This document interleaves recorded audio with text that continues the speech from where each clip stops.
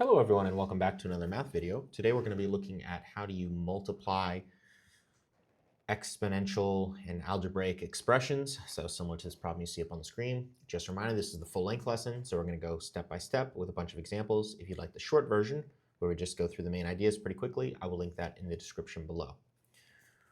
Okay, a little bit of terminology here. Number one, the big numbers here, 10 and 5, are called coefficients. The small numbers, so there's a 7 here, and if you don't see a number here, there's an invisible 1. All right, these are the exponents, or powers maybe you've heard it said.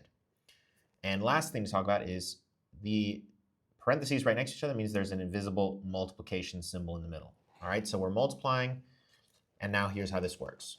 So the rule is you multiply the big numbers. So multiply the big numbers, 10 times 5 is 50, multiply the coefficients, and you add the exponents, add the little numbers. So 1 plus 7 is a little 8, and you keep the letter. Notice how both of these have a z, so we keep the z, and so our final answer is 50z to the 8th power. All right, here's our cool clock for today, which means that it's time for you to practice what you just learned. Go ahead and pause the video and try these two problems on your own. And when you're ready, you can unpause the video and we'll check your answers. Okay, now that you've had time to work these problems, let's check your solutions. For the first problem, you should have gotten 15y to the 15th power. And for the second problem, you should have gotten 21c to the 4th power. Remember, there's an invisible 1 there. Now, what happens if we have multiple letters? Well, the good news is not much changes here. We still multiply the coefficients, the big numbers. 8 times 9 is 72. And we still are going to match up the letters. So for Q and Q, we're going to do 6 plus the 4. So it's going to be Q to the 10th power. And now we match up the R's.